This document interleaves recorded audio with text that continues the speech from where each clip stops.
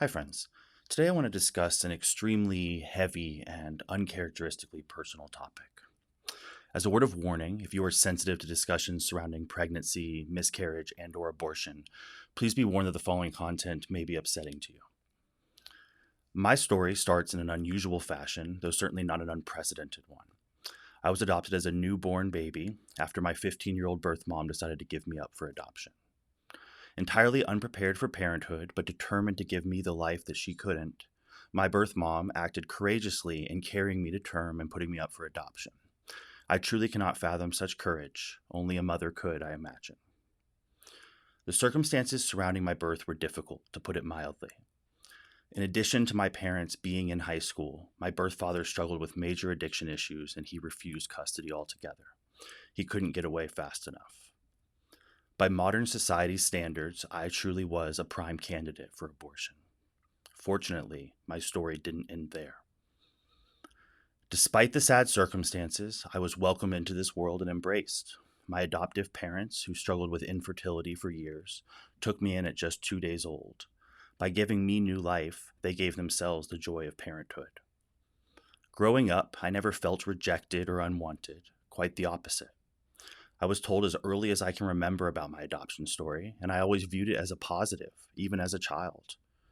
My adoptive parents absolutely are my true parents, even though they are only part of my story.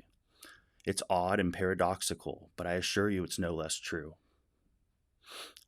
Rather than resentment toward my birth mother, I've only felt gratitude for the gift of life she gave me.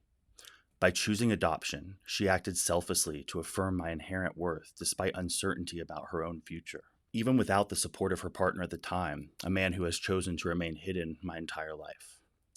So, why am I telling y'all this?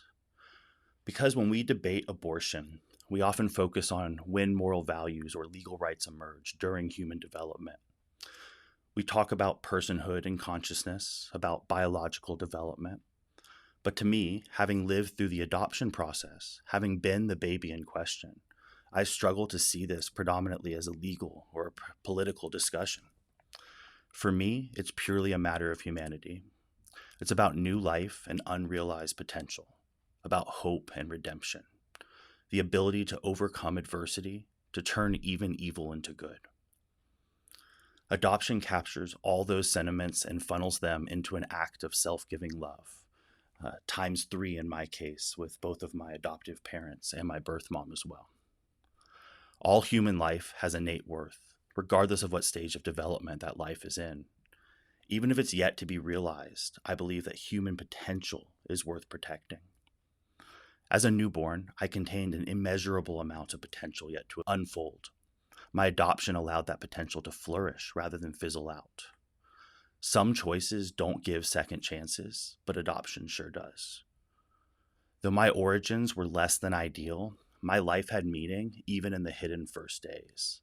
Not because of wantedness nor circumstance, but because my humanity itself gave me value.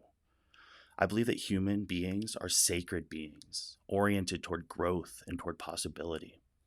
We must cultivate this growth in ourselves, and we must facilitate and protect it for others. That's why adoption is so beautiful. It acknowledges the very real difficulties in raising an unplanned child, but it also recognizes that no life is ultimately unwanted, only uncared for. There are always loving homes ready to receive a new baby, if given the chance. Adoption isn't easy to make happen, I know this, but it is absolutely beautiful to witness.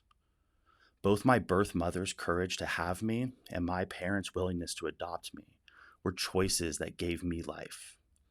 I firmly believe that if more hearts and more homes were open to adoption, we could build a society that welcomed and cared for every single child, regardless of their circumstances, as the human beings they are, with all the inherent value and dignity that that demands.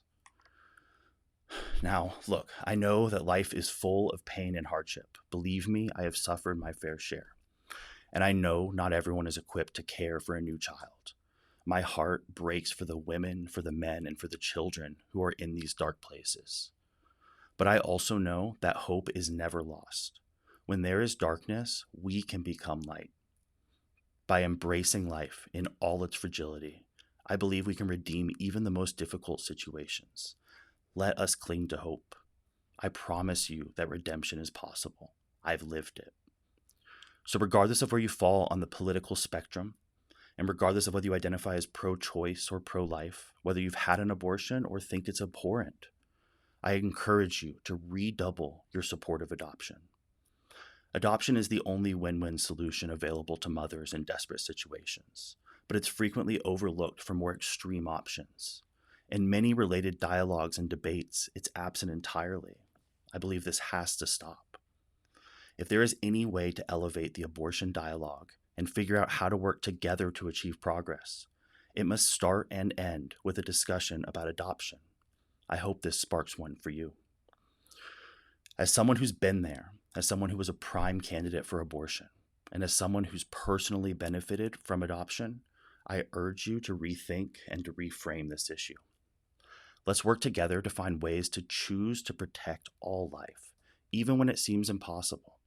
Let's work together to make adoption more accessible to anyone who needs one. Thank you for tuning in. Please share with someone who would benefit from hearing this. And as a side note, before I end, unnecessarily hurtful or malicious comments, regardless of context or your angle of attack, will not be tolerated. This is an extremely sensitive and personal issue for me, as well as for many people listening, especially women who have been in these situations themselves. So if you do engage, do so respectfully. Thanks again.